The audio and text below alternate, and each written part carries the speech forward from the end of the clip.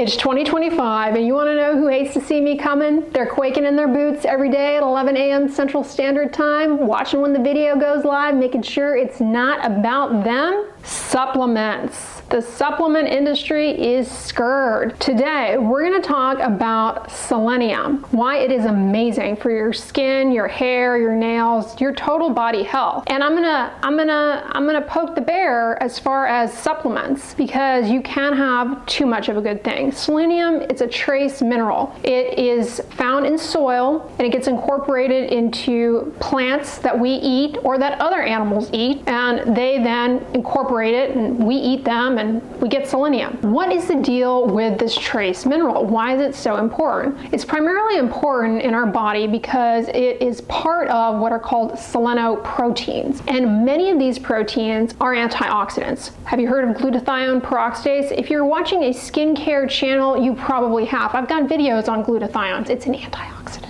All right, and so you need selenium in order to fight off the free radicals. The free radicals, they're there, you know, trying to beat down the cell with all of their nastiness. So selenoproteins are a game changer for our body for helping to put the brakes on unnecessary oxidative stress that damages lipids, DNA, proteins in different cellular structures, gets in the way of things. And not only is it a vital antioxidant defense, okay, it's also really important for the execution of proper immune responses, immune function, immune regulation, and fighting off infections. If you don't have adequate selenium, you're gonna just crumble. The cookie will crumble. You're going to have problems fighting off infection. You're going to get ill. There are areas in the world where the selenium in the soil content is low. People are a lot more at risk for deficiency. They have bigger problems with infections. Flu outbreaks in certain areas of the world where selenium deficiency is a lot more common, thought to perhaps be related to the selenium deficiency, allowing for these viral outbreaks to get so out of control. What about with the skin? Well, your skin, you guys already know, okay? You already know, those of you in the front of the class, you already know. The skin, it's a window to what is going on internally. And let me tell you, when selenium is low, you're not gonna be glass skinning, okay? You're not gonna be growing that long, strong, healthy hair. Your nails are not gonna be scratch their eyeballs out ready, okay? Because these are things that the body does not prioritize when stuff is not where it needs to be, okay? Long, healthy hair, it's great for attracting a mate. Beautiful, not a priority when you are nutrient deficient, okay?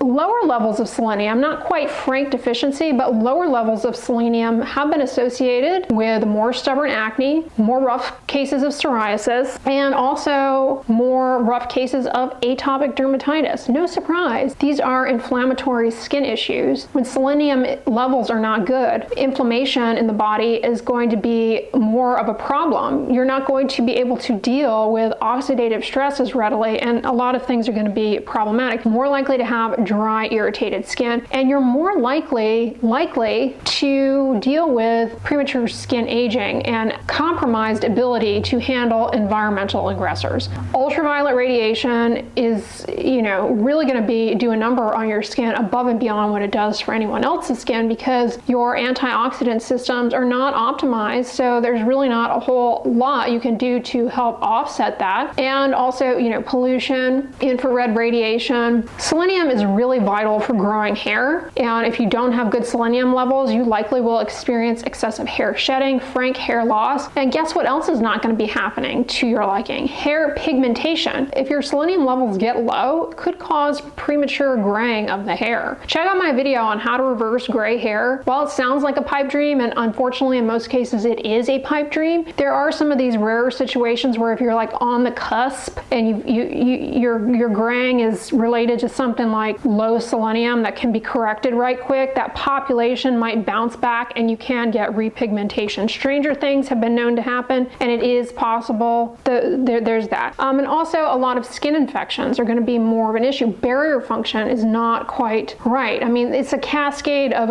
events. Who is at risk? Who is at risk? That is the important question. When you talk about a nutrient deficiency, a mineral deficiency, vitamin deficiency, you need to figure out who we should be focusing our attention on. Not everyone in the room. In fact, I would argue most people watching this video, this is not likely an issue, okay? It's probably not you. Probably not you. People who are of concern are people who live in areas of the world where the soil is so deficient and they have poor access to food. Also, people who are on what's called total parenteral nutrition, meaning they're getting all of their food from a tube bypassing the mouth. If that TPN, as it's called, is not properly formulated with selenium, yeah, they're at risk. And someone who is not eating. But when I say the skin is a window to what is going on internally, what exactly can go awry when you don't have adequate selenium levels? The heart is wounded by this. You can get a cardiomyopathy, heart failure. It's called Keshan's disease. Do you see this in areas of the world, like certain parts of China, where the selenium content in the soil is low? This is a real problem. Also, the selenoproteins, game changer for thyroid function. You absolutely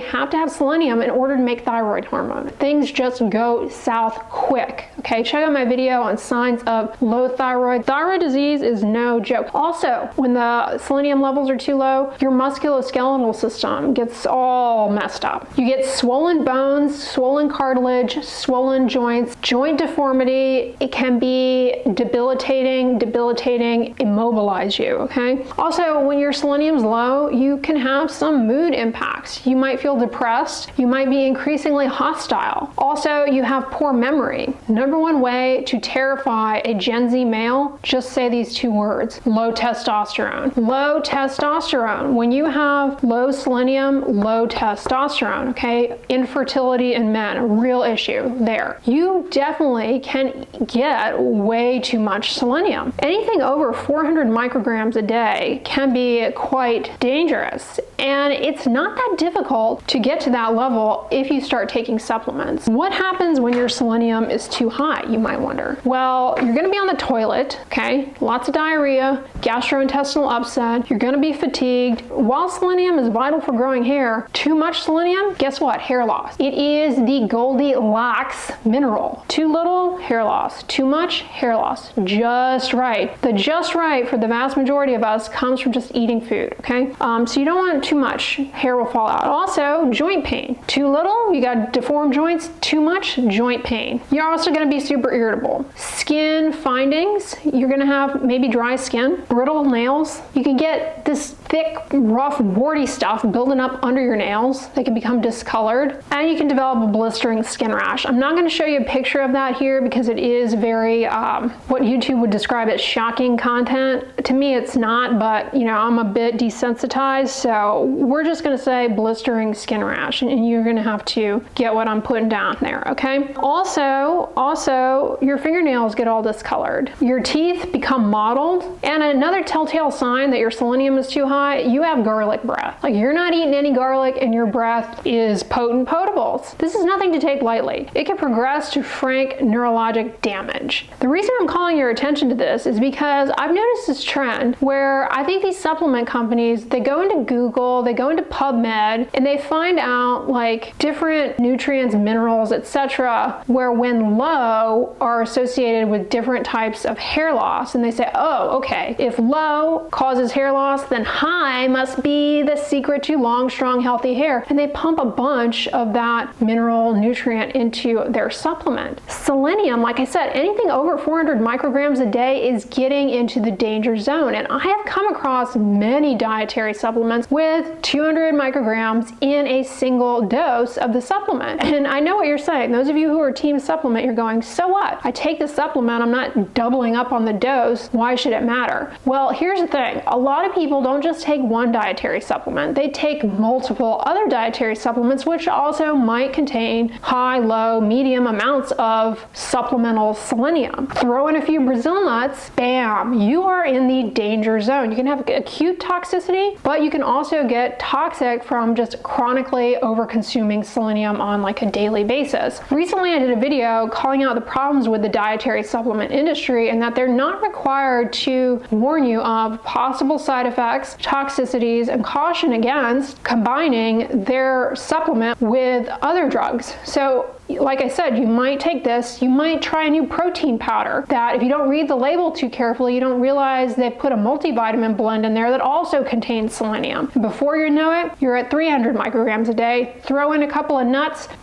a steak at the end of the day, boom, you are getting into a high level of selenium, and it can be dangerous, really, really dangerous. Also, there have been cases of selenium toxicity acutely due to very high amounts of selenium in dietary supplements above and beyond what was disclosed on the label. This happened in 2008 and it happened again in 2011. Essentially outbreaks of hyperselenosis, high selenium, related to dietary supplements. And this is another reason why you have to be careful with dietary supplements. They're not required to follow any sort of evidence-based dosing guideline. There's no reason to supplement 200 micrograms of selenium. There's no evidence that that helps hair, and in the absence of having low selenium, there's no evidence that it's beneficial in any regard. They're not required to adhere to any sort of evidence-based guideline. And a lot of times these dietary supplements don't have what they claim to have. They have higher or lower doses or ingredients that aren't even disclosed on a label. Nutrafol includes 200 micrograms of selenium in their hair supplement. Both their original one and the vegan one have 200 micrograms of selenium. Be really careful if you're taking that. It recently was responsible for a case of serious liver failure,